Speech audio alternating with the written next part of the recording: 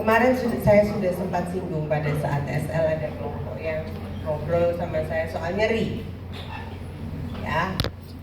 Jadi kita bermain dengan nyeri.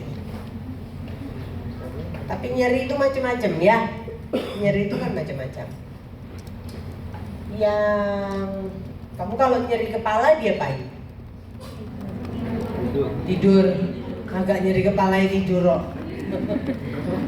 Kalau nyeri kepala ngapain? Minum obat kali ya. Kalau nyeri banget minum obat ya. Kok nggak anestesi kamu? Kok nggak anestesi aja? Mehong dok, nyeri itu anestesi gitu ya. Karena memang titiknya berbeda. Jadi berbeda antara obat anti nyeri dan anestesi. Kalau obat anti nyeri kerjanya di mana? Di obat anti nyeri? Di mediator. Di apa lagi? Obat nyeri itu ada dua, yang satu dia bekerja sentral, yang satu bekerja perifer. Yang bekerja sentral itu golongan opioid, ya. Kalau yang perifer, ya NSAID itu perifer, ya. Tapi ada juga NSAID yang kuat yang dikombin dengan ini dan itu sehingga dia bisa berefek seperti opioid. Dan juga ada opioid yang grade-nya disimilarkan sehingga tidak menimbulkan efek ketergantungan lebih besar seperti pada golongan opioid yang sesungguhnya. Nah, tapi hari ini yang kita omongin adalah anestesi. Anestesi itu bekerja di mana sih? Dia bekerjanya di target. Jadi dia bukan menaikkan ambang nyeri. Jadi sebetulnya kalau ada orang perempuan, ada yang karena menstruasi dilep kalau orang bahasa Jawa ya, sampai harus minum obat ada ya. Kasihan ya, minum kunir asam gitu aja. Apa kiranti? Ya, ada yang sampai harus minum obat karena nyeri luar biasa. Setelah minum obat masih berlangsung nggak menstruasinya? Masih. Jadi sesungguhnya masih datang nggak nyerinya? Masih. Tapi kenapa kamu bisa hidup lebih normal? Ambangnya dinaikkan. Mediatornya yang membuat heboh sebagian diblok. Gitu ya. Tapi berbeda dengan anestesi. Kalau anestesi pada target, apakah dia anestesi umum atau anestesi lokal, dia bekerja pada target. Membuat rangsang nyerinya tidak jalan. Paham bedanya ya? Jadi tidak bisa sakit kepala, aku suntikan PHK ini yoga iso gitu, ya. Oke. Begitu juga orang mau cabut gigi, aduh aku takut jarum, pokoknya tidak mau takut jarum gitu. Terus dia sudah minum paracetamol sak gegem, ya tidak bisa juga, ya targetnya berbeda. Oke. Anestesi bisa umum, bisa regional, bisa lokal. Yang kita kerjakan adalah di lokal. Even ada pekerjaan lagi yang bisa di covering di anestesi umum, tapi bukan kita yang melakukan. Dia yang melakukan adalah dokter anestesinya. Kita hanya berkutat di seputaran anestesi lokal. Bahkan dokter umum pun juga berpusat di anestesi lokal. Kalau mau melakukan seksio, tetap yang ngeblok harus dokter anestesi. Oke, definisinya apa? Ini kayaknya semua dapat deh di logbook, ya. Jadi bahwa ada hilangnya sensasi sensoris, kemarin ada yang mendeskripsikan bukan hanya nyerinya, tapi tekannya dan suhunya juga ikut kacau balau gitu ya. Kemudian kenapa? Karena ada depresi eksitasi, jadi perjalanan sarafnya didepres. Ada penghambatan proses konduksi. Oke. Terus keuntungannya pasiennya masih sadar. Ini keuntungan dan ketidakuntungan. Keuntungannya pasien masih sadar. Jadi kalau kamu berperilaku kusruh, tahu kusruh, sembarangan, pasienmu lihat, ya. Oke. Terus bisa ada gangguan fisiologisnya tapi lebih kecil dibanding anestesi umum. Pada pasien anestesi lokal bisa muntah nggak? Bisa. Kalau pasien anestesi umum kan justru muntahnya itu yang dijaga, makanya pasien harus puasa. Kalau anestesi lokal nggak usah, kamu suruh puasa malah sinkup nantinya, gitu ya. Jadi nggak usah puasa. Tapi bisa nggak ada gangguan mual muntah? Bisa. Bisa karena respon obatnya, bisa juga karena fisiologis. Ada yang pernah dicabut gigi atasnya? Ada? Pernah ya? Belum? Yang orto-orto tuh pernah dicabut gigi atasnya? Rasanya gimana kalau pala tumbuh baal? Antik toh? Mau nelan juga susah. Gak enak rasanya, mana kalau udah waktu anestesi dokternya grogi kesembur lagi, pahitnya sampai dalam, aduh gitu sudah ya. Jadi bisa muncul, bisa, tapi sebagai respon lokal saja, tidak seperti respon sistemik pada saat general anestesi. Angka morbiditas dan mortalitasnya ada, jangan bilang tidak ada, tapi rendah dibanding anestesi general ya. Bisa pulang segera sesudah melakukan pembayaran kan. Terus tidak perlu tenaga yang terlatih. Oh ya perlu, buktinya kamu disuruh SL berminggu-minggu kok ya. Biaya relatif kecil, relatif. Kalau yang ngerjakan spesialis bedah mulut dan yang dicabut gigi yang rumit gitu ya, yang nggak murah ya, makanya masuk bedah mulut besok ya. Kamu 16 satu gigi berapa? Cabut odontektomi berapa? Kan? Sama kan? Kompor. Oke, kerugiannya apa? Tuh karena pasiennya lihat. Jadi kalau kamu nata laksana pasien, di kepalamu nih, di dahimu keringetnya sejagung-jagung, pasienmu lihat. Apalagi kalau sudah bawa spet. Kemarin kan saya sudah ajarin ya, harus ramah dengan spet ya.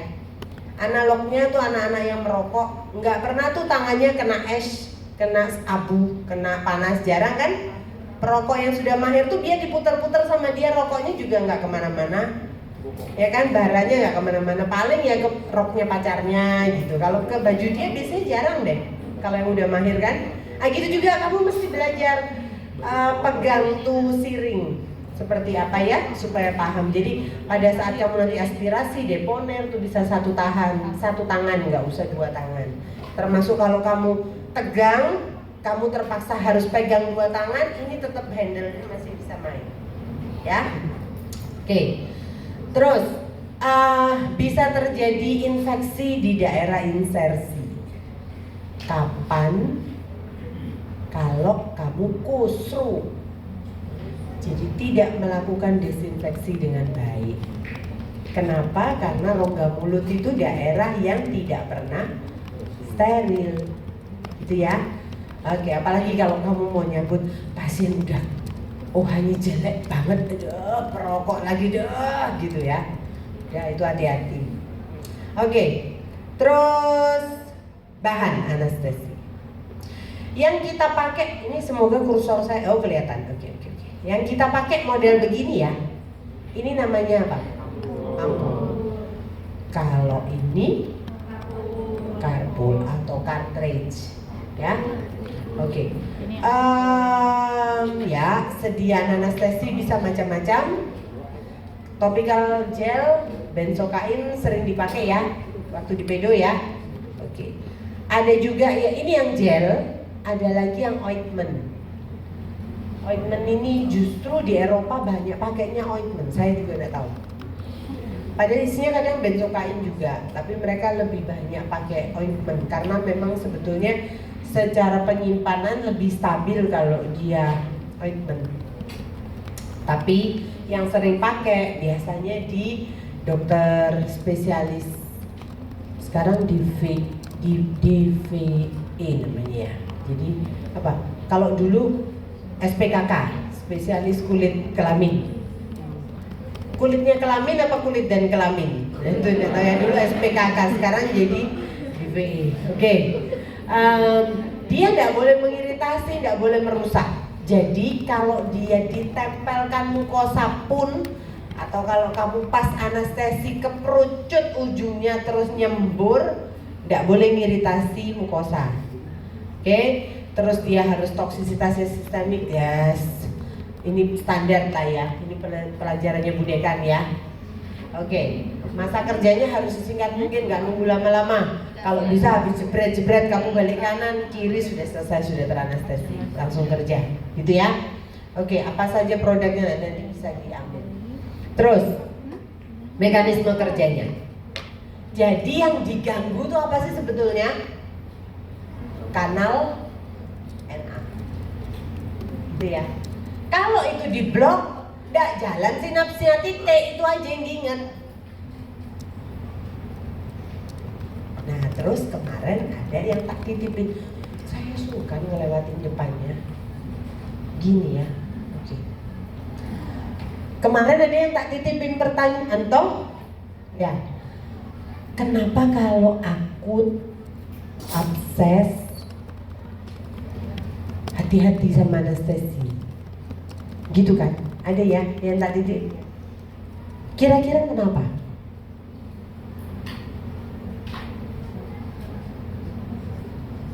Apa? Nah itu yang semua ingat ya. Jadi bukan masalah loh, dok, orang abses kan harus didrainase. Iya, harus didrainase. Kalau enggak PR-nya badan banyak.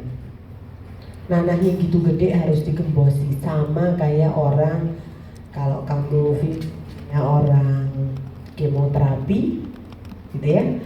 Kemoterapi itu kan tempatnya ada yang di depan sebelum operasi, ada yang di tengah, ada yang sesudah gitu ya. Kalau di depan tujuannya untuk menyempitkan margin supaya dibakar dulu, digembosi dulu supaya dia nggak kemana-mana, jadi yang dikorbankan nggak banyak. Tapi ada yang posisinya di akhir, gitu ya. Kenapa kok kadang walaupun berbahaya harus dilakukan dulu operasi di tengah-tengah? Nggak bisa diambil total, terlalu nyebar. Tapi ada kalanya dia berjalan bersamaan dengan kemoterapi. Namanya debulking. Untuk gembosi dulu.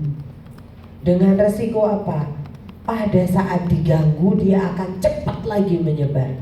Tapi itu satu-satunya cara supaya pasiennya nggak toksis kena kemonya karena terlalu besar masanya. Nah ini gitu juga, gitu ya. Jadi kalau anestesi, kalau abses mau nggak mau harus dikeluar absesnya dulu. Kalau dia ada fluktuasi, pokoknya ada pintu aja sudah, supaya pada saat kita gembosi isinya cucuk gitu ya. Yang dituju adalah absesnya. Kalau belum tercapai fluktuasi, belum nyampe ke permukaan, belum bisa dijangkau, nanti kamu ketemu darah toh. Kalau banyak ketemu darah, justru yang kepanggil reaksi radangnya tambah heboh bengkaknya, gitu ya. Nah, tapi pada kondisi abses terus kayak apa kalau mau anestesi?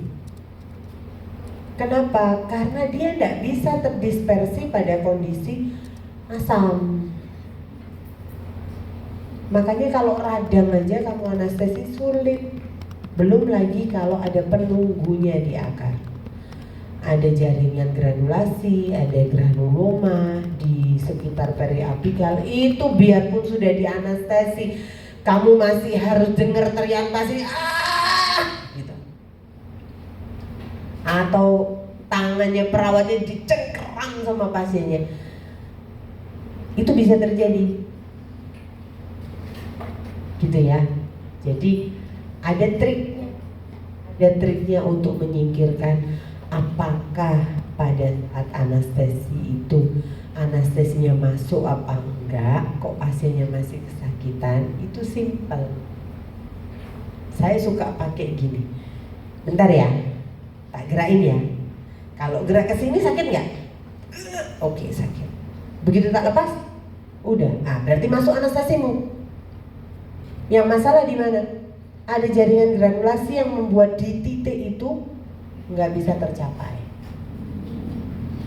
Kalau menguntungkan buat kamu menambahkan anestesi langsung di site itu, boleh. Kalau enggak, kuatkanlah mental pasiennya bahwa melahirkan gigi itu memang tidak mudah. 1, 2, 3 ya. Oke, habis 1, 2, 3 tak lepas. Sudah. 1, 2, 3 saya stop. Sakit. Oke, masih sakit? Enggak. Oke. 1, 2, 3 lagi sampai goyang. Kenapa? Karena memang kesakitan pada daerah dengan keradangan anestesi itu tidak bisa menjangkau daerah titik target. Oke? Ya. Terus, ini mekanisme kerjanya. Jadi harus benar-benar harus ketemu blok daerah yang mau dianestesi dan medianya harus sesuai untuk anestesinya bekerja. Oke, macam-macamnya kayaknya ini semua sudah dapat di logbook. Saya lihat seberapa di tampilan. Oke, bisa nah ini juga ada sudahan perbedaan ester dan amida. Beberapa saya sudah lihat. Ini untuk anestetikum yang sering kita pakai, gitu ya. Ada artikain, ini biasanya bentuknya carpool, cartridge. Bivakain, lidokain, ini silokain, cartridge-nya. Kemudian ada brilokain, mepivakain, gitu ya. Banyak lagi ya. Kemarin juga ini cukup banyak saya lihat di logbook, beberapa yang disampaikan sama teman-teman fasilitator.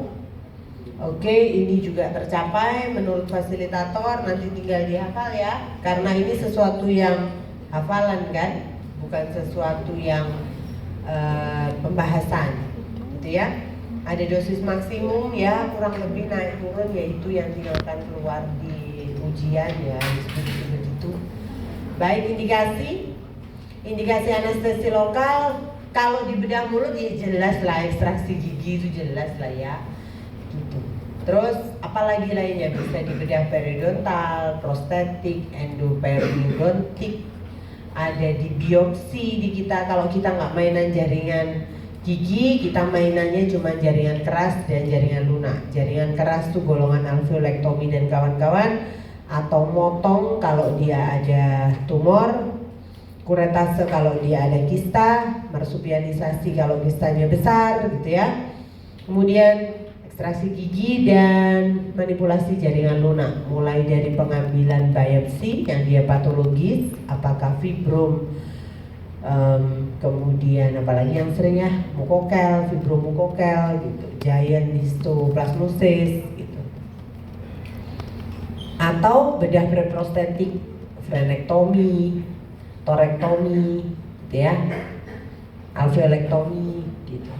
Itu yang sering kita kerjakan. Lainnya adalah untuk teman-teman prosto, kamu preparasi mahkota jembatan juga mesti dianestesi ya. Oke, kalau di giginya vital. Oke, kontraindikasinya, nah ini akut sudah jelas ya, paham ya tadi akut ya. Kita nggak bisa ngapa-ngapain dari sisi titik tangkap anestesinya, sehingga harus dipikirkan yang lain. Kalau abses ya kita harus mainkan anestesi yang lain. Kalau tidak abses, posisinya akut saja, turunkan derajat keakutannya. Bukan ditunggu menjadi kronis ya. Itu rodok tidak manusiawi kalimatnya. Jadi kalau akut gimana? Ditunggu sampai kronis ya nggak bisa dong. Diobatin, diturunkan derajat akutnya, gitu ya. Oke. Terus kalau ada periodontitis yang berat atau perisementesis yang berat, maksudnya ada infeksi yang lanjut heboh di daerah apikal, daerah periodontal, ya udah jangan diganggu dulu. Anak-anak di bawah umur, apakah kontraindikasi anestesi lokal di bawah umurnya dulu berapa? Ya, lebih banyak karena tidak kooperatif itu saja. Tapi saya anak 5 tahun saya masih lakukan mukokel dengan lokal anestesi bisa saja. Kuncinya cuma satu, jangan ada orang tuanya di dalam. Kalau ada orang tuanya di dalam, orang tuanya yang bikin parno, mencekno. Jadi suka kadang saya tipu dikit, Bu bisa ambil obat di luar ya sebentar, ke farmasi sebentar, begitu tutup cepat-cepat. Anaknya sambil dikutum, ih hebat kamu deh, besok dia mau jadi apa deh, sampai selesai. Udah selesai ibunya balik, kita udah jahit. Aduh, gimana? Udah selesai, udah jahit, gak usah komen dulu aja. Ya, yang ribet itu, yang buat ribet itu kadang emaknya. Ya, oke. Terus, kalau pasien punya gangguan lemah saraf ini maksudnya apa? Miastenia gravis. Contoh ya, itu contoh kelemahan saraf yang sistemik. Kenapa? Karena dia tidak punya refleks yang baik. Gede nih kamu. Untung tidak dislok TMJ. Besok kalau kita praktikum TMJ, reposisi TMJ, dia jadi tokoh nomor 1 ya. Luar biasa. Bolak-balik lu, aduh semangat sekali dia melatih TMJ-nya itu. Oke. Sama sekali nggak trismus, terbukti nggak trismus ya.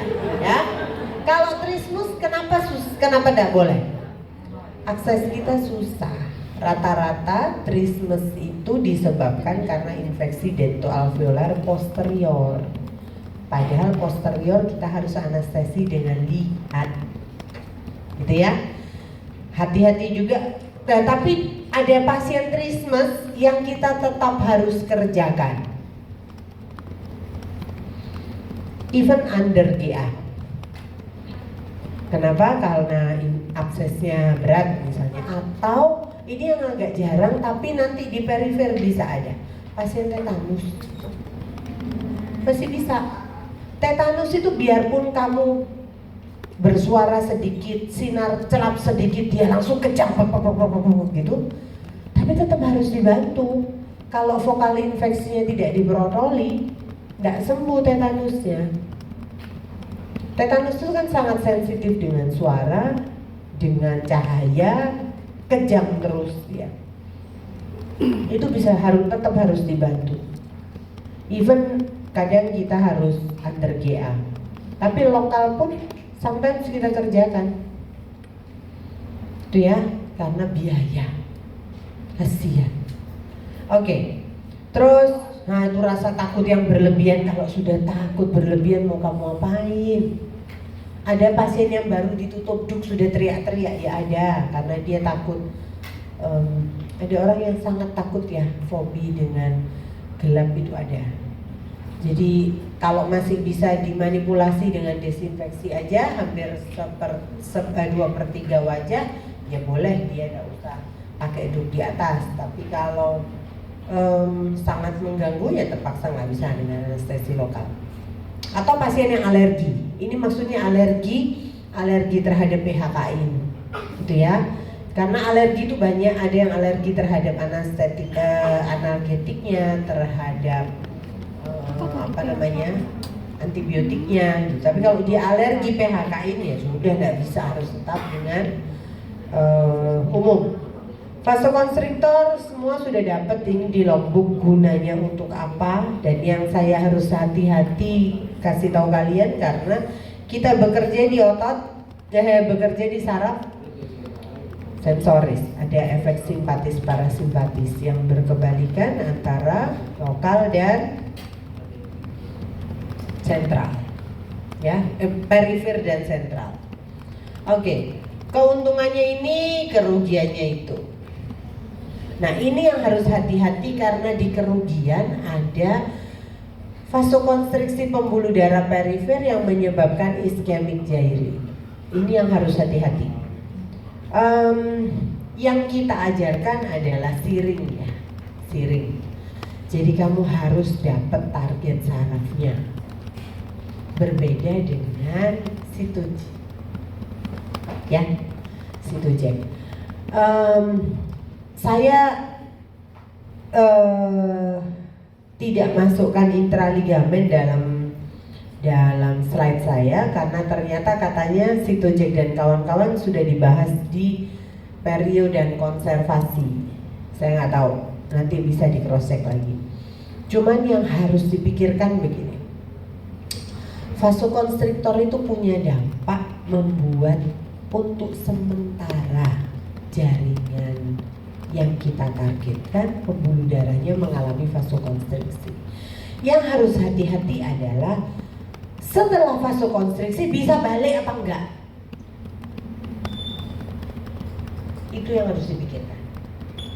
Makanya kalau penderitanya orang ini kenapa anginnya kesana kemari ya, penderita diabetes, kamu harus pikir betul-betul sebelum pakai Sitojek. Karena Sitojek itu ujungnya kecil halus. Jadi pada saat kamu pump dengan jempol, deras tuh dia, gitu kan? Tekanannya sudah bisa membuat laserasi jaringan. Vasokonstriktornya bisa ngunci pembuluh darah. Kalau dia kerjanya tidak lama, kamu injeksinya tidak banyak, udah selesai itu, mudah-mudahan dia bisa balik lagi vasodilatasi dan selesai.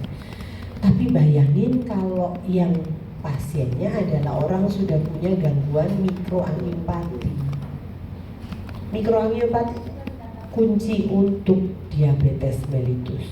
Makanya kenapa orang dia ada keluhan kakinya lah geringgingan, matanya lah nggak nyaman, retinopati, neuropati ya, ginjalnya lah tiba-tiba gagal fungsi. Gagal fungsinya bukan karena dia minum kerating deng kayak kebanyakan anak 30-an yang sudah harus cuci darah. Hati-hati lo ya yang suka minum kerating deng, harus siap-siap punya mesin cuci darah sendiri ya. Kalau nggak bisa kuat beli mesin cuci darah jangan minum deh yang jenis-jenis begitu ya. Mending tidur aja, tapi ya jangan tidur terus, ke sekolah lah.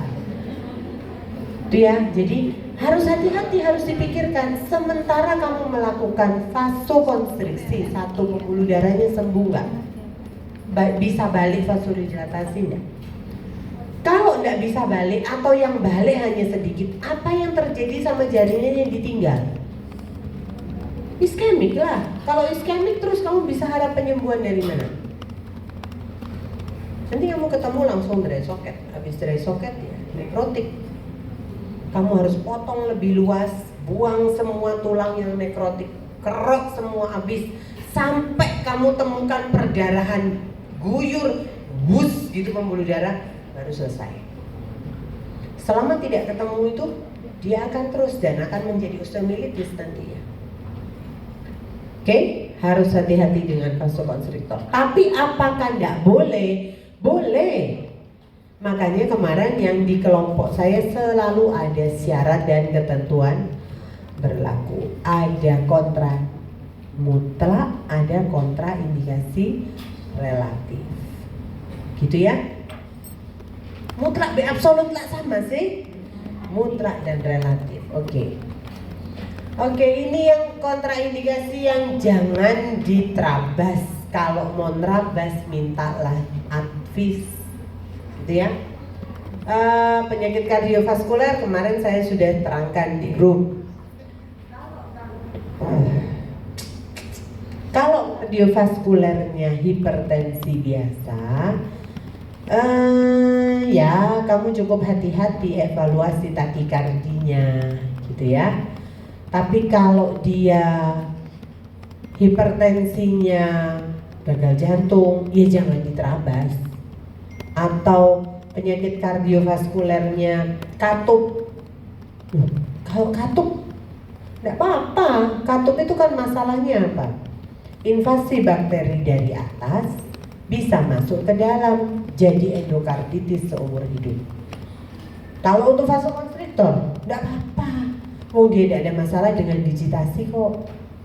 Gitu ya. Jadi apa dulu kardiovaskulernya? Tapi memang paling aman kalau ada pasien kardiovaskuler harus tahan. Gitu. harus tanya betul kardiovaskulernya apa. Kalau dia sesak, kalau dia ada gangguan PPOK, penyakit paru obstruktif kronis yang menyebabkan dual gangguan di dalam paru dan jantung, jangan pakailah yang konstriktor. Oke, morbus Basedow tahu? Kalau diabetes hipertiroid tahu ya, aneurisma ini kalau ketemu, jarang sih aneurisma itu kelihatan di permukaan. Aterosklerosis ya itu ada pasien dengan gangguan, dia biasanya cerita, saya sudah bypass jantung, saya pernah operasi varises, nah, ya sudah gitu. Tapi morbus Basedow tahu? Nggak pernah tahu orangnya. Triasnya begitu, matanya kayak mau keluar, kayak mata ikan. Ini bisa ada, bisa tidak. Tapi pasiennya keringetan terus, biasanya kurus. Ada yang kurus, matanya mau keluar. Itu berkaitan dengan tiroid hormon, ya. Dan biasanya ada mulai di usia dewasa muda muncul biasanya, ya. Nanti terus bawaannya tremor. Jadi kalau ngecek tremornya tangannya suruh begini kayak vampir. Terus atasnya dikasihin kertas. Yang kamu lihat kertasnya, oh goyang, tremor nih, gitu, ya. Oke. Jadi kalau nanti ada yang ditembak cowoknya, kamu mau tahu cowokmu beneran nembak kamu atau sekedar basa-basi, ya itu taruhin kertas itu. Oke. Di komplikasi, kita sudah masuk di komplikasi. Oke, kalau gagal ya berarti ya diulang gitu ya. Terus bisa ada vesikel dan ulkus kalau kamu melakukan anestesinya geradak sampai ada infeksi di daerah site-nya, ya. Bisa ada nyeri hebat sampai di pinggang. Bisa, karena gejala neural tuh bisa kemana-mana. Sprainnya dia tegang, dia sakit dan sebagainya bisa terasa di mana-mana. Bisa sampai di pinggang. Ya, apalagi pemakaian dosis tinggi, kamu mengulang beberapa kali ampul, kemudian pasiennya mengeluh nggak enak pinggangnya, besoknya terus ngeluh karena kencing panas. Nah itu bukan dia papain dokternya dari bawah, enggak, bisa karena efek samping obat, ya. Terus bisa sinkop kalau pasiennya sangat takut jarum atau takut lihat darah. Tambah kamu tujuin, ini lo gigimu, les pasiennya semaput. Oke, konvulsi kejang ini ada, jadi ini ekstrapiramidal sindrom, fenobarbital intralingual ini solusinya. Tidak semua kita bisa dapat karena fenobarbital intralingual biasanya baru ada di vaskes 3 di Sutomo. Kita pernah kejadian sekali di RSUB di lantai 2. Mahasiswanya masih ada sampai sekarang, masih belum, ya sudah hampir lulus harusnya. Dengan begitu dia habis anestesi, nambahkan anestesi yang kedua, lupa nggak aspirasi. Dan terus pasiennya kejang, sadar tapi dia kejang terus, sampai unit, tahu kan unit kita kan bukan Belmont, jadi langsung dan hebatnya adalah teman-teman yang lain yang lihat, oh gitu dok, lu padahal saya lari kurang asem anak-anak itu, nggak tahu bahwa itu ekstrapiramidal sindrom bisa terjadi. Jadi pasiennya ngomong, tapi saya kedinginan dokter. Ya, wis kita selimutin apa, ditahan. Sampai anaknya cukup besar sih mahasiswanya itu, dia sampai pucat karena tinggi besar anaknya. Dia nahan kakinya pasien di bawah itu loh, dia sampai harus begini, saking kuatnya itu konvulsi, dan harus dipacu untuk tetap sadar sampai rilis sendiri obatnya di 1/4 jam lah segitu. Ya, dan habis itu memang jadi kayak orang ya kelelahan karena dia otot dipakai mendadak kan, itu bisa terjadi, ada. Oke, stimulasi medula cerebri bentuknya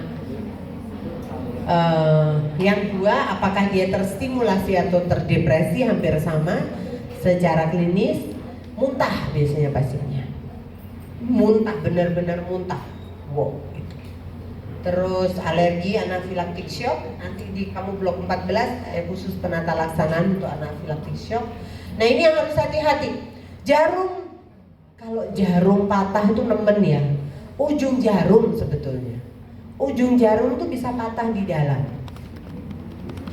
Pada saat apa? Kamu melakukan blok anestesi, makanya kalau sudah masuk jerep bentur tulang, tarik dikit, terus dorong untuk nyusur gitu ya. Jadi bukan jerep, ketinggalan di ujung sana, mateng lah sudah ngambilnya gimana. Itu ya. Oke, infeksi kalau prosedur asepsis diabaikan, bisa buta sementara. Kalau apa? Nah nanti kita lihat di teknik anestesi ya, kenapa bisa buta sementara. Bisa lumpuh separuh wajah. Kalau lumpuh separuh wajah tahu ya, Bell's palsy ya, berarti nervus 7 ya. Oke. Kenapa nanti kita lihat di anestesi. Atau trismus karena infeksi. Ini Bell's palsy dan yang bawah hematom. Ya, hematom bisa terjadi loh. Oke. Kita geser ke another, yang satunya, yang teknik. Sedikit aja kok, nggak banyak. Ini sebetulnya kalian sudah dapat juga di SL. Saya hanya perlu mengklarifikasi karena ini judulnya reinforcement toh. Ya, baik.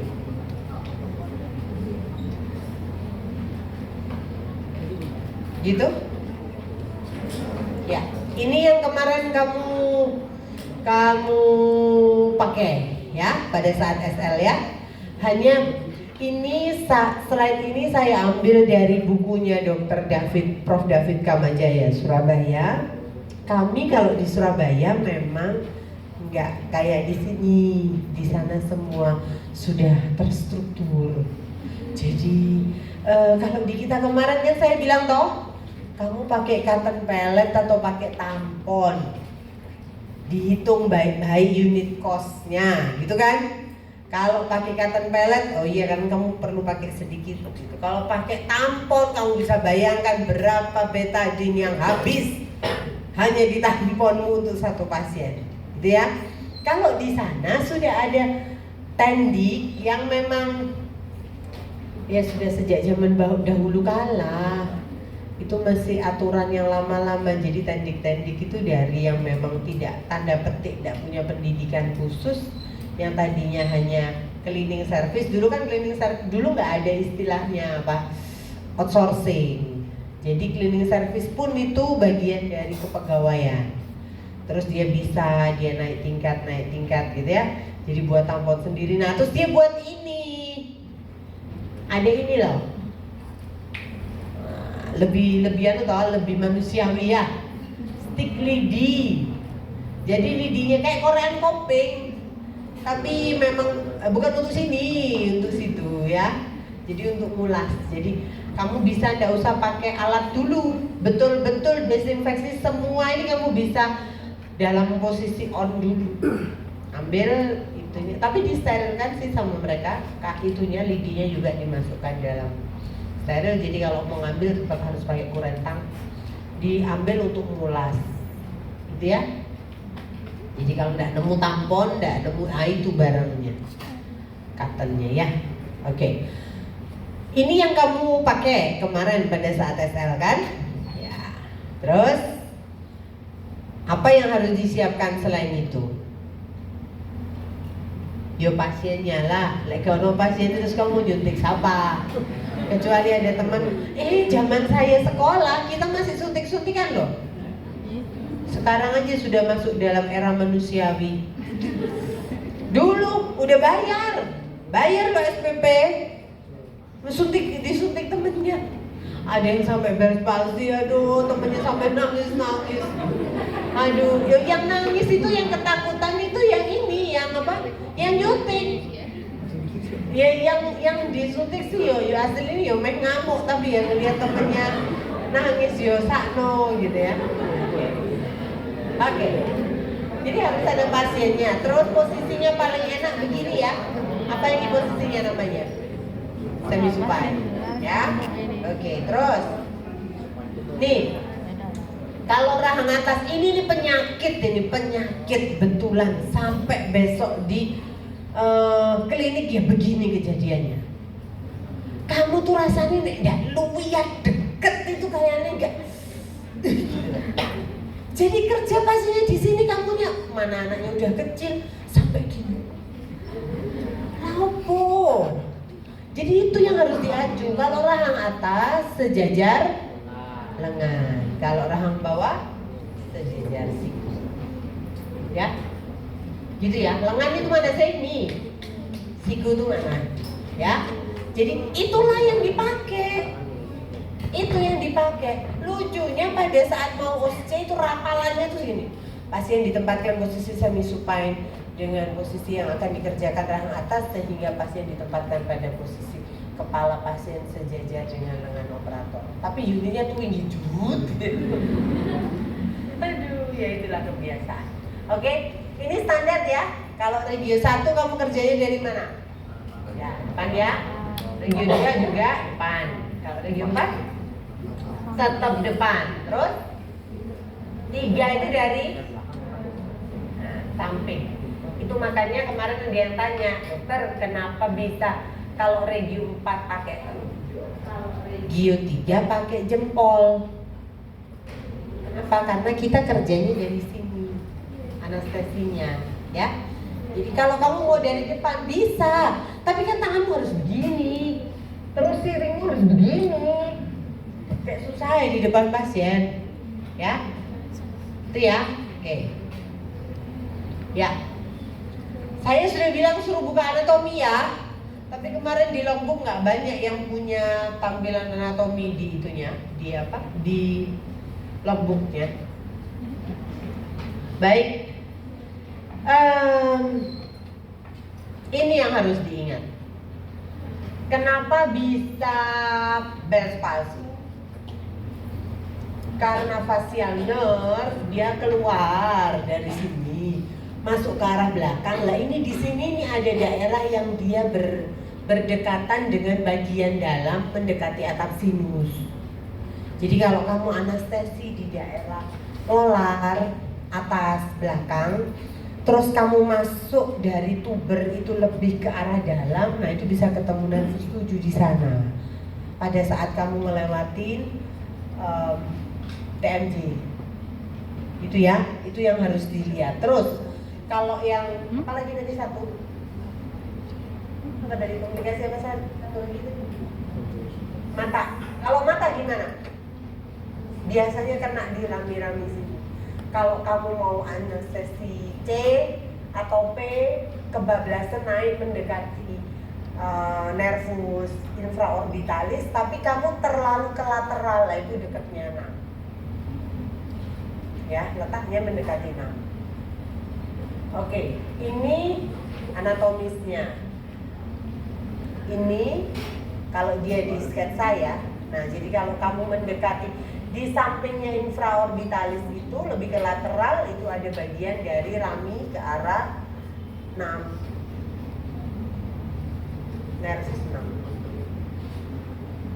Ini nanti bisa dilihat. Nah, ini mungkin lebih mewakili, hanya memotong maksilar, lingual gitu ya. Jadi dari trigeminal neural, dari trigeminal nerve-nya, bonggolnya, terus dia ke arah sana. Ini kayaknya akan lebih mudah. Jadi kalau kamu mau melakukan anestesi, kan mesti melakukan desinfeksi, gitu ya. Melakukan desinfeksi. Di mana desinfeksinya? Titik pertama tusuk. Gitu. Itu yang jangan lupa. Oke, kita masuk ke teknik. Masuk sini nggak ya? Coba.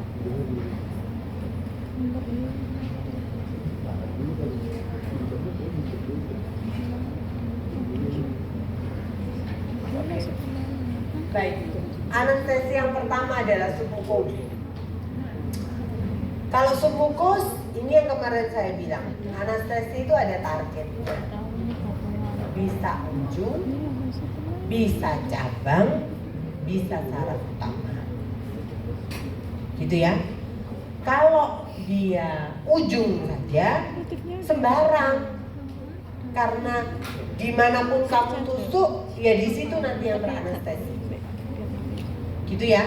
Jadi submukus ini contohnya apa? Kalau kamu cuma mau melakukan akses ke gingival, mau mengurat saja, terus kalau kurat saja di gingival kan jaringan lunak saja, tidak usah perlu lakukan blocking kan? Ya, boleh hanya melakukan submukus. Yang kena apa? Ujung saraf terminalnya. Acuannya apa? Sembarang, tidak ada tanda khusus. Kamu kerja di mana ya di situlah.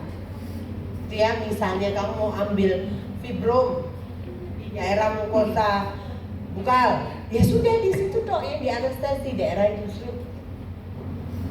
Ya, kalau kamu mau ngambil sesuatu yang luas sehingga kamu harus melakukan injisi elips, ya sudah ambillah masuk di sini, serot ke sana, serot ke bawah, oh biar kelihatan. Kelihatan nggak? Harus kelihatan ya nak ya.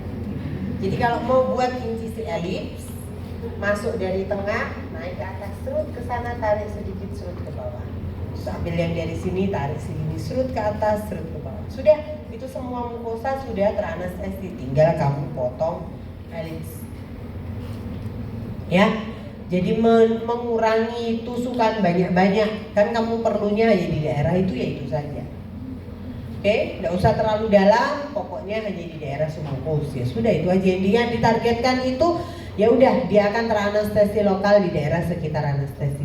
Begitu juga misalnya di lingual. Lingual yang kamu hanya mainkan ada sedikit fibrom, ada sedikit epulis itu ya sudah main di situ aja. Gitu ya. Oke. Nah, beda dengan paraperiosteal, teknik infiltrasi.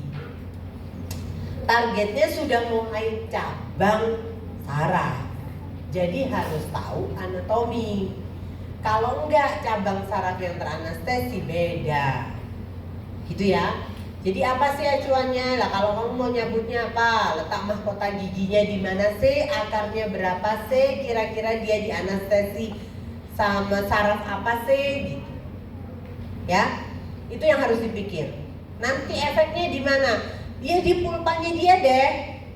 Pulpanya dia toh ya sampai ligamen perionya boleh lah gitu. Ya, sampai sekitaran dia aja. Tapi kalau gigi itu diinervasi oleh dua rapi dentis dari bukal dan dari lingual, nggak cukup kalau kamu cuma lakukan di sisi bukal. Harus mikirkan palatalnya. Atau kalau dia akarnya dua, yang depan diinervasi oleh saraf mana, yang belakang diinervasi oleh saraf mana, nggak bisa. Harus ingat anatominya. Gitu. Indikasinya ya kalau di kita jelas ekstraksi ya. Kalau konser ya, kalau dia mau lakukan ekstirpasi, one visit atau apa dan sebagainya, dia tidak mau lakukan devitalisasi dulu, ya sudah dengan anestesi. Atau yang sesuai skenario kamu mau lakukan apa itu GTJ ya, nah, itu kan sakit biasanya toh, kamu harus motong sampai udah ngenain dendin, nah jadi ya anestesi lah, gitu ya.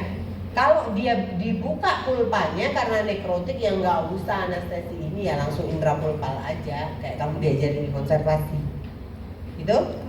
Oke. Nah gini, kalau anterior kira-kira akarnya di mana sih?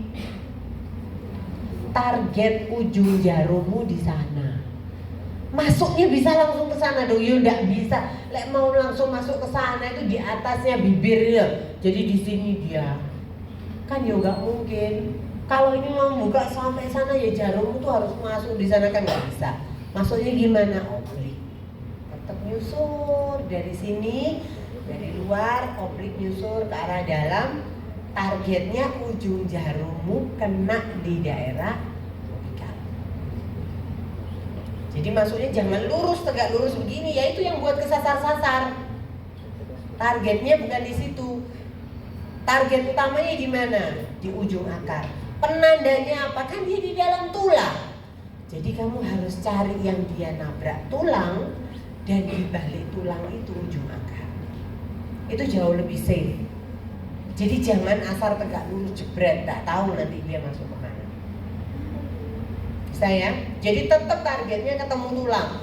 Tulang yang dipakai acuan, tapi tulang yang sebelah mana yang kira-kira di baliknya adalah ujung akar. Oke? Itu untuk anterior, belakang untuk contoh gigi posterior. Itu ya. Jadi dari arahnya operator bisa kelihatan ya. Tandanya kalau anestesinya masuk, nomor 1 metundung dulu, ya kan? Gendut toh? Ya, metundung. Apakah pucat? Tergantung. Kalau mukosanya atas bukal gini, yo gak ketok pucat mukosanya. Kemarin kan ada dia bilang tanda bahwa anestesinya masuk adalah mukosanya pucat. Itu hanya berlaku untuk palatem atau untuk submukos yang mukosa yang lingual. Kenapa? Tipis. Kalau dibuka, apalagi yang pipinya cabi luar dalam, yo nggak akan ketemu pucat. Kamu nak sampai kamu masukkan dosis stock face, ya? Oke. Ini ada di BPSL ya. Oke. Itu kalau di bawah ya gitu.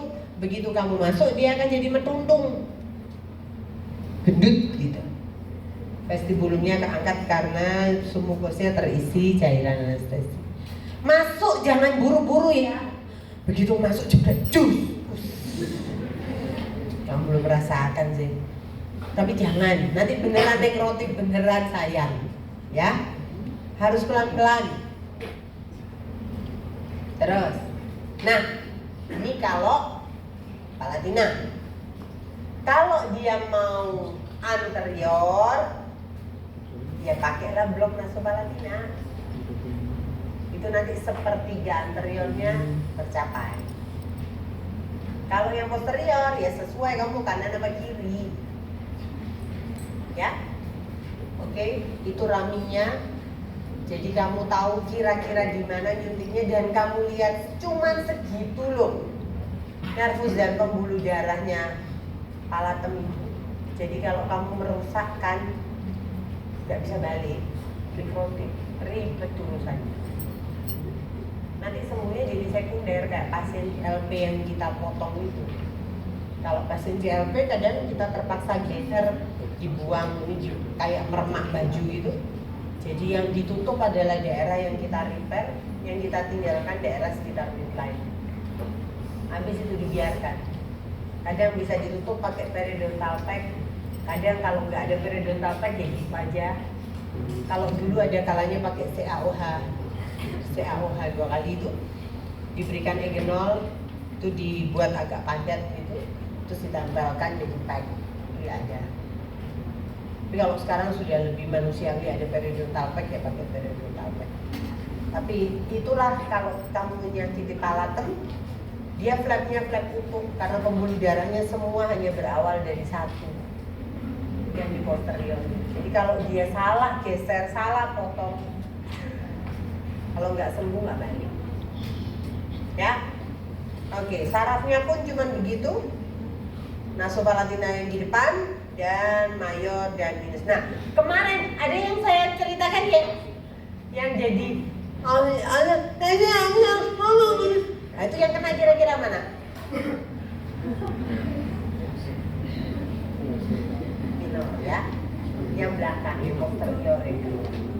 Jadi si mahasiswanya nyuntiknya terlalu ke belakang, atau pada saat dari mandibular blok dia nyuntik terlalu ke atas sehingga ini kesenggol daerah. Jadi satu ini pelagi. Gitu. Sampai nangis, aduh. Yang operatornya sudah lulus, yang korbannya masih sementara mau lulus. Itu bisa terjadi. Ya? Oke. Ya nanti bercerita yang kemarin tahu ceritanya bisa nirukan toh. Oke, ini anasopalatin ya, di mana kurang lebih di situ ya. Jadi kalau kamu dapat ruginya, kebetulan saya nggak tahu makin lama kok kualitasnya rodo-rodo antik. Apa namanya itu, model yang kamu pakai untuk praktikum itu kok sudah rata gitu. Harusnya ruginya, entah cetakannya sudah dari generasi ke generasi, nggak tahu saya. Harusnya ada rugi. Itu yang dipakai penanda membimbing kita untuk menemukan foramennya, ya. Oke. Itu dosisnya ada di sana. Terus sekarang kita ngomongin blok, ya. Blok yang dimaksud dengan blok mandibula sepasang ya, sepasang. Jadi bukan hanya alveolaris inferior, tapi sudah sublingualisnya. Tapi kalau mau nyambut rahang bawah tidak cukup cuma blok tok. Ada nervus bucalis yang juga harus dianestesi. Jadi satu kali akses untuk yang posterior itu untuk 2 nerve, plus satu lagi di daerah bukal melakukan infiltrasi, ya. Oke, apa saja yang teranestesi? Tulang dentalis, mentalis, incisivus, lingualis, gitu ya. Semua bisa teranestesi. Ini anatomisnya, betul? Kamu nujunya natap jus itu kemana sih? Garis panjang.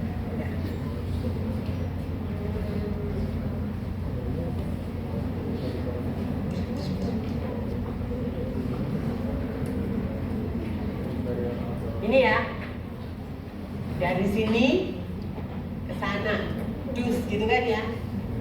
Pakai kursor aja dah, mudah-mudahan lebih bisa. Kamu kalau nembak kan dari arah sini,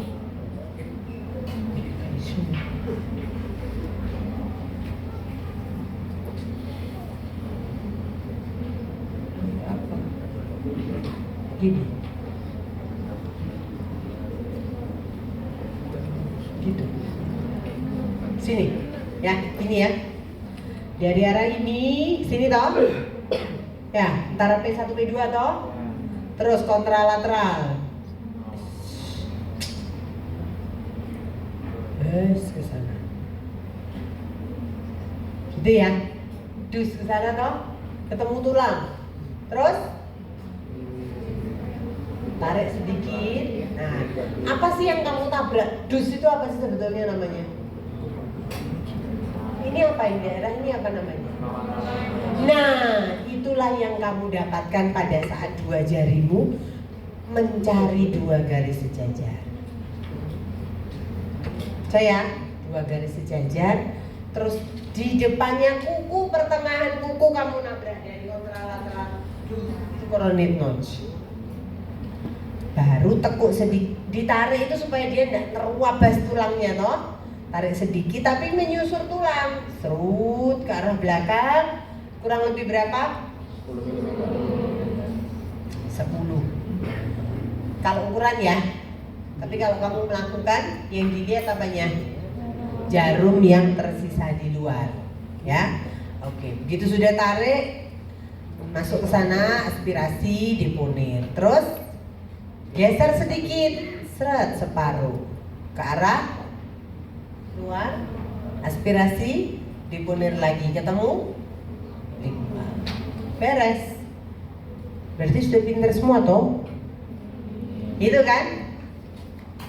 Coba. Jadi kalau kamu dapat, karena bentuknya di yang lingual. Nah, yang lingualnya di daerah lebih ke depan daripada yang posterior. Kenapa ketemu enakan yang lingual dulu baru yang ketemu yang posterior dulu, yang alveolaris inferior dulu daripada yang lingual? Penandanya lebih enak.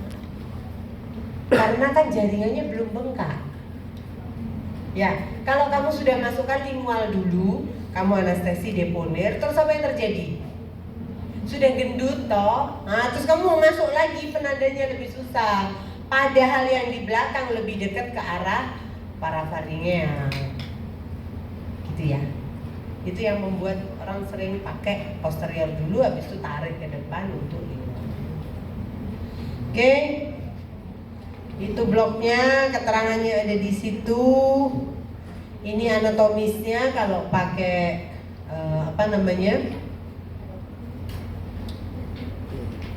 peraga di sana ya. Sudah, ini coba pinjam mulutnya temennya sudah. Kok nggak ada sih nyoba sih?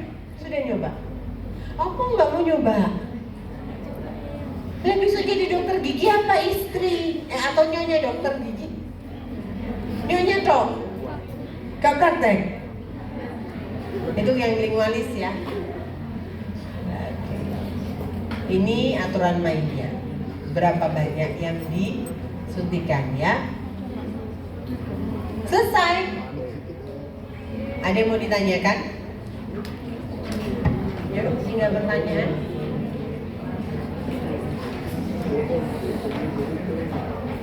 Besok tinggal ekstraksi sama open method ya. Yuk.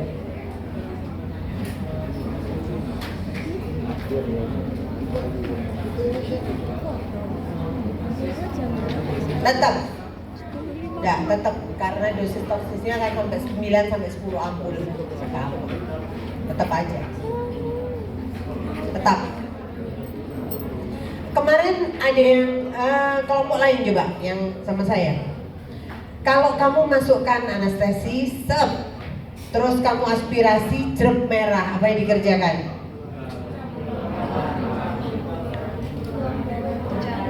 Diulang, iya diulang. Terus ya apa caranya?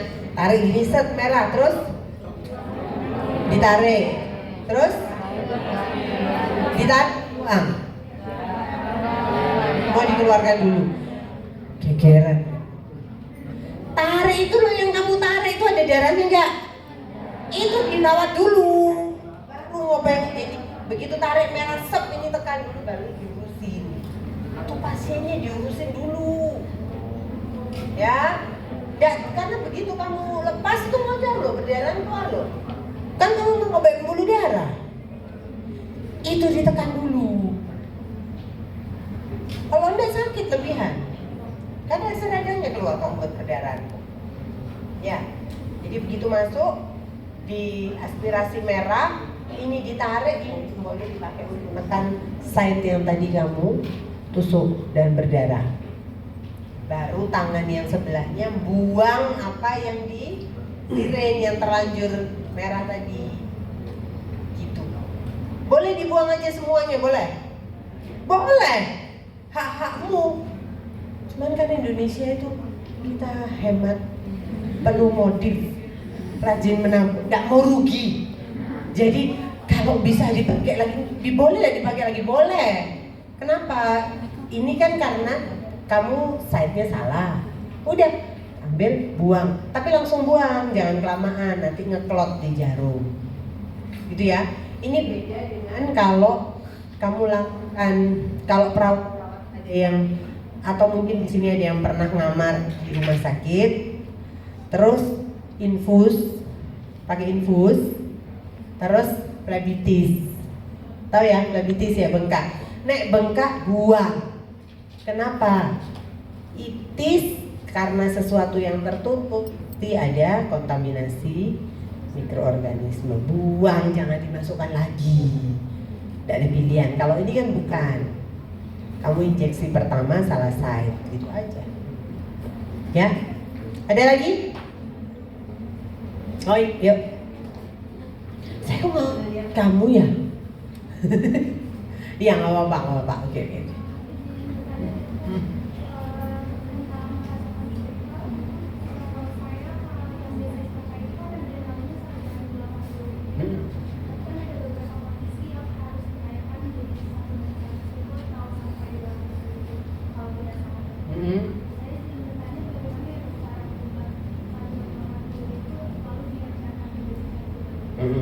Hukum pengenceran ya, sebetulnya bukan dinaikkan, non. Kalau dari 1:80 menjadi 1:100.000 itu diencerkan ya. Jadi bukan dia makin pekat tapi makin encer. Kenapa? Karena kondisi. Nah, ya saya nggak masukkan di sini slide-nya. Ada hitung-hitungan untuk pengenceran, ya. Jadi 1/80.000 itu artinya 1 gramnya berisi konsentrasi 80 dalam 1 gram. Nanti ada hitungannya, nanti ingatkan saya counting ya. Countingnya saat mau inget mau saya bolak-balik saya tetap lupa. Ya, nanti ada satu slide yang isinya perhitungan ya. Nanti ya. Karena ada soalnya ya. Kemarin di pretest ada soalnya. Nggak ada ya? Oh nggak ada, oke. Nanti saya sampaikan. Sebetulnya kalau kamu baik asi dan jeli yang diizinkan aman itu sebetulnya adalah 1/100.000. Jadi 1/80.000 itu sampai sekarang menjadi di antara dokter gigi dan dokter anestesi. Tapi saya nggak tahu diproduksi terus kok. Bahkan di Eropa ya tetap aja diproduksi 1/80.000. Karena menurut literasi di anestesi itu terlalu pekat. Jadi hanya kita mengencerkan kalau kita di klinik mau ngencerkan biar gampang 1 ampul PHK-in bareng 1 ampul PHK-in sama 1 ampul lidocaine. Jadi otomatis turunnya jadi 1/160 nantinya begitu. Itu akan ada di tengah kalau kita mau ngencerkan. Ya, nanti ada hitung-hitungannya saya sampaikan di slide ya. Oke, ada lagi? Kenapa dengan habis? Fitness? Ada lagi? Nggak ada? Oke, kalau nggak ada selesai ya. Ketemu lagi besok. Oke, terima kasih buat perhatiannya.